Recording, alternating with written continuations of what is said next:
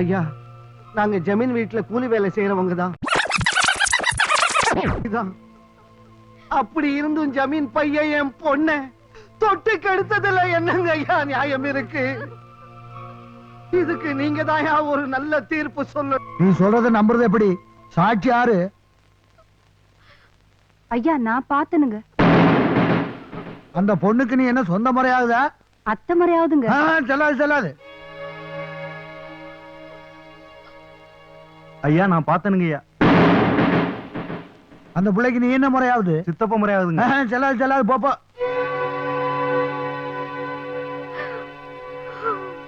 தாத்தா, நான் பார்த்தேன். என்ற கண்ணு பார்த்த?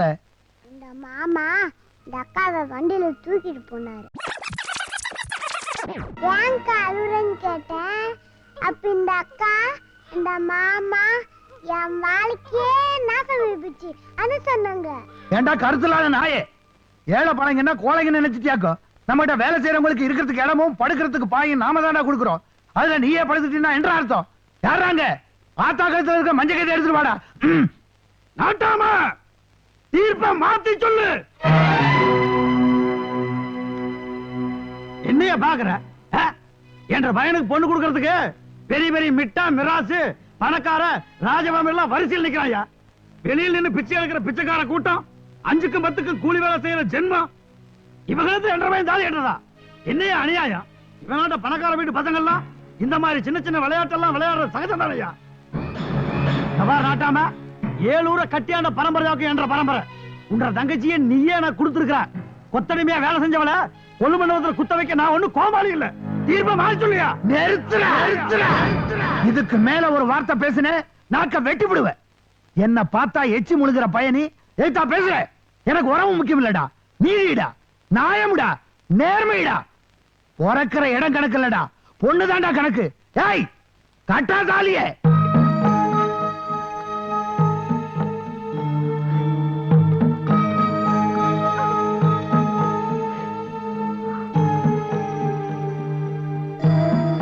ஏய் கட்டா.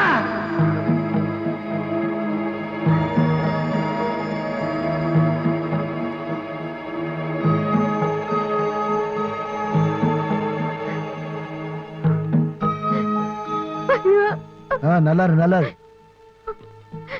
ஐயா,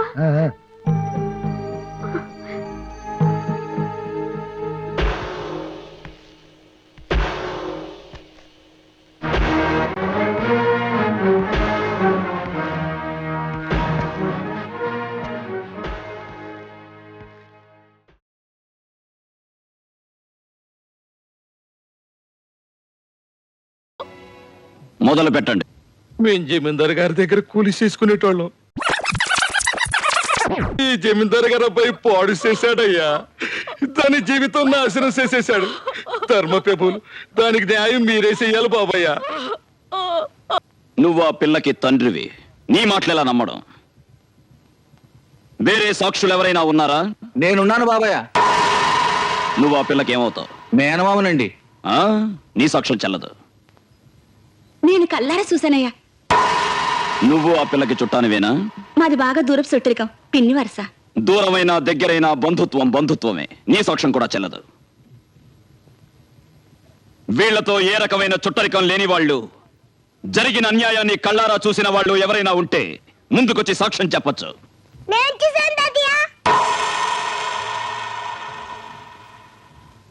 ఏం చూసావు నాన్న?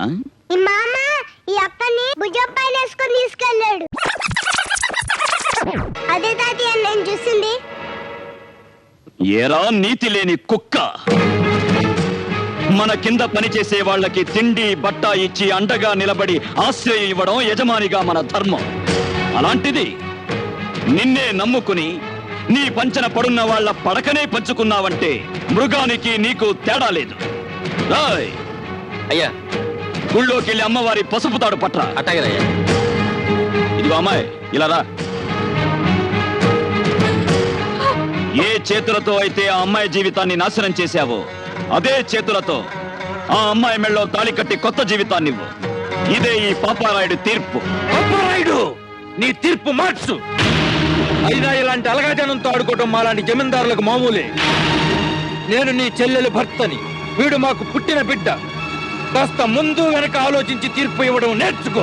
ఆపరా ఆపరా ఆపరా ఆపరా ఆపరా ఆపరా. అంతకు మించి ఒక్క మాట ఎక్కువ మాట్లాడితే నీ నాలుక చీరేస్తాను. నా కళ్ళల్లోకి సూటిగా చూసి మాట్లాడడానికి భయపడే నువ్వు నా తీర్పుకి ఎదురు చెప్తావా? ప్రాణాలు తీస్తాను.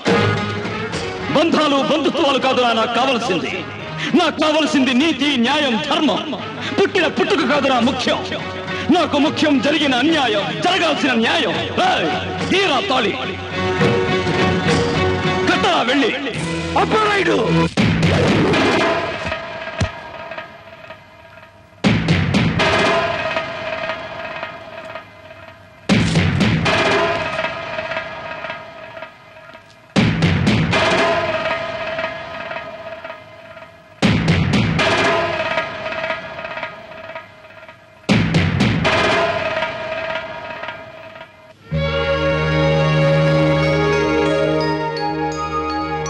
ఆ ఇంట్లో నీకే లోటు జరిగినా ఈ పాపారాయుడున్నాడన్న సంగతి మర్చిపోకు. పాపారాయుడు గారికి, పాపారాయుడు గారికి, పాపారాయుడు గారికి, పాపారాయుడు గారికి, పాపారాయుడు గారికి, పాపారాయుడు గారికి, పాపారాయుడు గారికి, పాపారాయుడు గారికి, పాపారాయుడు గారికి,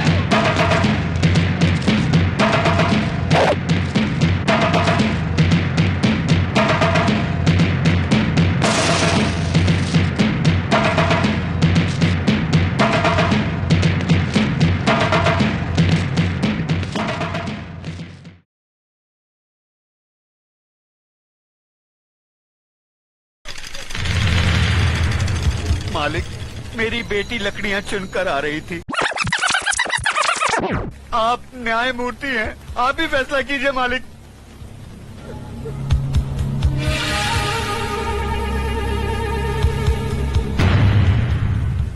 इस बात का कोई चश्मदीद गवाह है? मैं हूँ मालिक। तुम्हारा पायल से कोई रिश्ता है? जी हाँ, मैं इसकी काकी हूँ। तो फिर तुम्हारी गवाही नहीं मानी जाएगी। मैं हूँ मालिक। मैंने देखा है। तुमने क्या देखा है बेटे? मैंने देखा कि ये इस दीदी को जबरदस्ती अपने कंधे पे उठाकर कि मेरा सब कुछ लूट गया, मैं बर्बाद हो गई।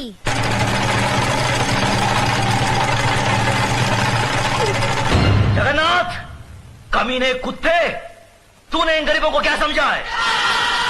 ये वो गरीब मजदूर हैं जिनके खून पसीने की बरकत से हमारी धरती पर हरियाली जागती है। हमारे सर पर जमींदारी का ताज इन्हीं गरीबों की बदौलत है, जिसके बदले में उन्हें 2 वक्त की रोटी, 2 गज की चादर मिलती है। और तूने उसी चादर में घुसकर इस गरीब की इज्जत लूट ली। फिर तुझ में और जानवर में क्या फर्क रहा? मुनीम जी, देवी माँ के मंदिर से सिंदूर ले आओ। जी मालिक। पायल, तुम इधर आओ। जिन हाथों से मजबूर करके इस कमीने ने तुम्हारी इज्जत लूटी, आज ये उन्हीं हाथों से तुम्हारी मांग भरेगा, तुम्हें अपनी पत्नी बनाएगा। ये हमारा फैसला है। गजराज, अपना फैसला बदल दे। आंखें मत दिखा। ये नीच, जिसके पांव अगर मेरी हवेली के फर्श पर पड़े तो फर्श गंदा हो जाए, इस 2 टके की लड़की को तुम मेरे घर की बहू बना रहे हो। तो नहीं जानता, जमींदारों में तो ऐसी बातें होती ही रहती हैं। मजदूर औरतों और मालिकों के बीच में ऐसे खेल तो अक्सर होते रहते हैं। कोई अपनी बीवी नहीं बनाता उन्हें। खामोश! मजदूर औरतों की इज्जत जमींदारों के बाप दादाओं के कोई जागीर नहीं होती जिसे वो अपनी मनमानी करे, रोन दे, कुचले। इज्जत इज्जत होती है, चाहे वो किसी ठाकुर की बेटी हो या किसी मजदूर की। पागल हो गया तू? तुझे इंसाफ करने की अकल नहीं है। तेरा अंजाम बहुत बुरा होगा गजराज।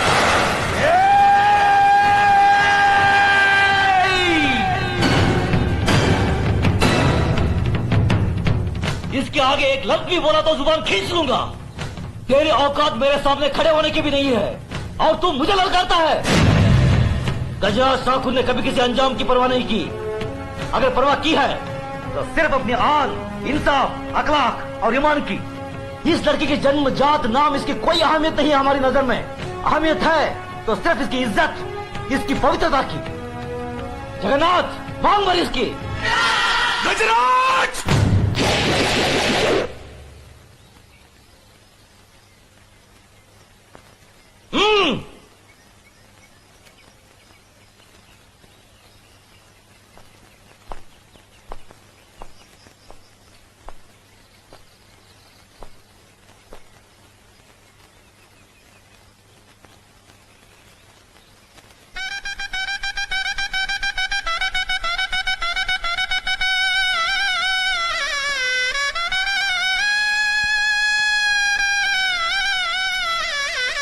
सदा सकीर हो बेटी। जगन्नाथ, अगर तुमने इसे कोई तकलीफ दी तो हमसे बुरा कोई नहीं होगा।